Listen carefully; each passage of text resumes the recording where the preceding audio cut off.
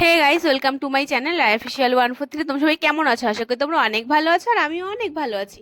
তো তোমরা অনেকেই ভাবছো যে বাচ্চাদের কি খাওয়াবো, মানে 1.5 বছর থেকে 2 বছরের বাচ্চাকে কি খাওয়ানো উচিত দুপুরবেলা ভাতের সাথে, সবজি দেওয়া উচিত কি না, বা কিরকম সবজি দেওয়া উচিত। তো আজকে তোমাদেরকে আমি দেখাবো যে আমি আমার সোনামাকে কি খাওয়াই দুপুরবেলা। সোনামার বয়স কিন্তু 1.5 বছর। তো চলো তোমাদেরকে দেখাই যে ওকে আমি সবজিতে ভাতের সাথে দুপুরবেলা কি কি দিই। তো এখানে তোমরা অনেক রকমের সবজিও দিতে পারো। তো এখানে দেখো, প্রথমে আলু কেটে নিয়েছি, তারপরে পেঁপে কেটে নিয়েছি। অনেক বাচ্চারই পটিতে প্রবলেম হয়, তাদেরকে পেঁপে খাওয়াতে পারো, পেঁপে শুদ্ধ ভাতের সাথে খুব ভালো হবে। তারপরে এখানে দেখো বটবটি আছে, এখানে হচ্ছে কুমড়ো আছে, গাজর আছে। গাজর তো প্রত্যেকটা বাচ্চা যাদের রক্তের প্রবলেম আছে, রক্ত কম আছে শরীরে, তারা কিন্তু গাজর খেতে পারো। গাজর খাওয়াটা কিন্তু খুব ভালো। এখানে লাল শাক দিয়েছি, আর এখানে হচ্ছে পটল আছে। আমি এখানে অনেক কিছু দিই, আরও অনেক রকমের সবজি, যখন যেরকম সবজি পাই তখন সেরকম সবজি দিই। আর বাচ্চাদের না সব রকম সবজি দিয়ে খাওয়ানোটা অভ্যাস করাবেন। তো তোমরা দেখেই নিলে যে আমি কি কি সবজি দিয়ে পুষণ আমার ভাতটা বসাই। এখানে কিন্তু আরো অনেক রকমের সবজি, আমি যখন যেরকম সবজি পাই তখন সেরকম দিয়ে বসাই। তো চলো আগে তোমাদেরকে দেখাই যে আমি কিভাবে ভাতটাকে ওর বসাই। আর আমি না ভেবেছিলাম কাঁকরোল দেবো, তারপর দেখে কাঁকরোলগুলো দেখছি কি কাঁকরোলগুলো শুকিয়ে শুকিয়ে গেছে। তো ভাবলাম ছোট বাচ্চা, ওকে এইসব শুকনো কাঁকরোল আর দেবো না। তাই জন্য এগুলোকে সাইডে সরিয়ে রেখে আমি ওর ভাতটাকে বসানোর জন্য চলে গেলাম। প্রথমে ওগুলোকে ভালো করে আমি কিন্তু ধুয়ে নিয়েছি ওগুলো।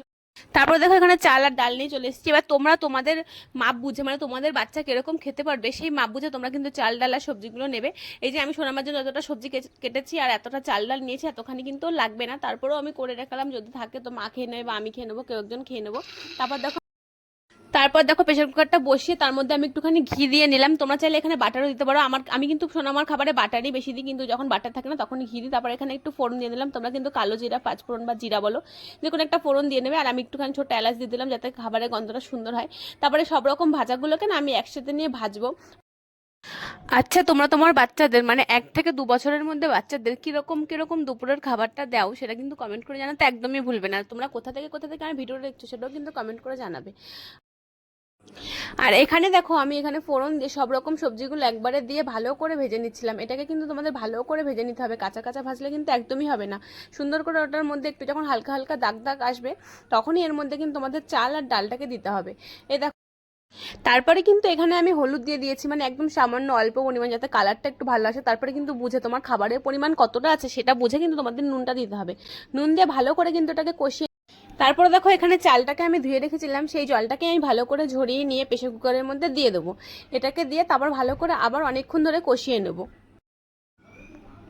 তোমরা হয়তো কালারটা দেখে বুঝতেই পারছো যে কি সুন্দর ভাজা হয়েছে। তোমাদেরও কিন্তু ঠিক এইভাবেই ভাজা করতে হবে, এটাকে সুন্দর করে, এটাকে ভালো করে কষিয়ে না নিলে কিন্তু খেতে অতটা ভালো লাগবে না। তারপরে দেখো এখানে আমি জল দিয়ে দিলাম। জলের পরিমাণটা তোমাদের ততটাই দিতে হবে যতটা তোমাদের খাবার আছে। আবারও বলছি, তোমাদের বাচ্চা কতটা খেতে পারে সেই পরিমাণ বুঝে কিন্তু তোমার সব সবজিগুলো কাটবে। আর চাল ডালও সেভাবেই নিতে হবে তোমাকে। আর এখানে যতটা খাবার বানানো হচ্ছে ততটা খাবার কিন্তু আমার সোনামা খাবে না। তোমাদেরকে দেখানোর জন্য আমি একটু ভিডিওর জন্য পরিমাণটা বেশি নিয়েছি। আর এখানে দেখো, তোমরা কিন্তু দোকান থেকে ডিম কিনে নিয়ে এসে সেই ডিমটা কিন্তু এই প্রেশার কুকারের মধ্যে দিয়ে দেবে না। দেখো ডিমটার মধ্যে কত নোংরা, ডিমটাকে আমি ভালো করে ধুয়ে নিয়ে এসে এই প্রেশার কুকারের মধ্যে দিয়ে দিয়েছি। তোমরা চাইলে এখানে কিন্তু মাছও দিতে পারো, মাছটাকে ভেজে তারপরে এর মধ্যে দিয়ে দিতে পারো, বা মাংসটাকেও ভেজে নুন হলুদ মাখিয়ে মাংসটাকে ভেজে এর মধ্যে দিয়ে দিতে পারো। তো তারপরে দেখো আমি ডিমটাকে ধুয়ে ভালো করে প্রেশার কুকারের মধ্যে দিয়ে দিলাম। তারপর দেখো প্রেশার কুকারের ঢাকনাটাকে দিয়ে আমি ঢেকে দিয়েছি। আর তোমাদেরকে একটা জিনিস বলি, এখানে কিন্তু গ্যাসের ফ্লেমটা একদম আস্তেও রাখবেন না, আর খুব স্পিড বাড়িয়েও দেবেন না, একদম মিডিয়াম আঁচে রাখবে। কারণ হচ্ছে বাড়িয়ে দিলে এটা জলটা একদম টেনে যাবে, কিন্তু ভাতটা শক্ত থাকবে। আর কমিয়ে দিলে এটা ফুটবেই না, অনেক দেরি হবে ফুটতে। তাই জন্য বললাম মিডিয়াম রাখবে, তাহলে খুব সুন্দর করে ওটা মাখা মাখা হয়ে যাবে। আর এখানে দেখো সিটি পড়ে গেছে, এরকম তোমাদের 7-8খানা সিটি, মানে তোমাদের প্রেশার কুকার যদি ভালো থাকে তাহলে বেশি না, 2-3টে পড়লেই হয়ে যাবে। আমার প্রেশার কুকারটা একটু প্রবলেম ছিল, তাই আমার অনেকগুলো সিটি মারতে হয়েছে। তো এইভাবে সিটি মেরে তারপরে তোমাদের ভাতটাকে নামিয়ে নিতে হবে। তো দেখো তোমরা তোমরা যারা যারা আমার চ্যানেলে নতুন আছো তারা প্লিজ আমার চ্যানেলটা সাবস্ক্রাইব করতে না, যারা তো পেজ থেকে ভিডিওটা দেখছো তারা প্লিজ পেজটাকে কিন্তু ফলো করতে একদমই ভুলবে না। আর যারা ইনস্টাগ্রাম আইডিটা আমার এখনো ফলো করেন তাকে ভিডিও ফলো করে আসো।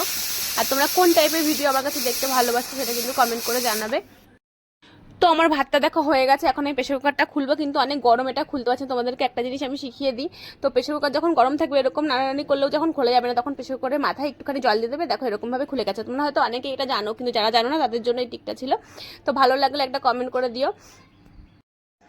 তারপর দেখো তোমাদেরকে দেখাচ্ছি ভাতটা কি সুন্দর মাখা মাখা হয়ে গেছে না। ধোয়ার জন্য হয়তো তোমরা সেরকম একটা ভালোভাবে বুঝতে পারছো না, কিন্তু খুব সুন্দর ভাতটা মাখা মাখা হয়েছে। আর সোনামাও কিন্তু ভাতটা খুব ভালো খেয়েছে। তো তোমাদেরকে একটু থালায় বেড়ে আমি দেখাই ভাতটা কত সুন্দর হয়েছে। দেখো কি সুন্দর হয়েছে, মাখা মাখা একদম পুরো খিচুড়ির মতনই লাগছিল, আর খুব সুন্দর সেন্ট বেরিয়েছিল। আর এই যে দেখো প্লেটে বেড়ে তোমাদেরকে আমি দেখাচ্ছি কি সুন্দর হয়েছে একদম। আর একটু ঝোলঝোলও রেখেছি, কারণ সোনামা ওরকম ভাবে খেতে পছন্দ করে। ডিমটাকে এই যে মাঝখান থেকে এই যে অর্ধেক করে নিয়ে এটা সাজিয়ে তোমাদেরকে দেখালাম। দেখো কি সুন্দর লাগছে না দেখতে, আর খেতেও কিন্তু খুব টেস্ট হয়েছে। আমি খেয়ে দেখেছিলাম। আর এখানে দেখো সোনামা দেখে এসছে খাওয়ার জন্য। ও কিন্তু গরম বুঝতেই পারছে না যেটা অনেক গরম। এই যে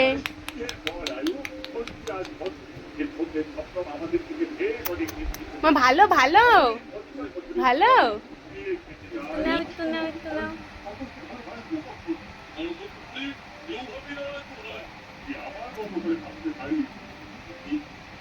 দেখি আ করো আ করো আ করো। নাও।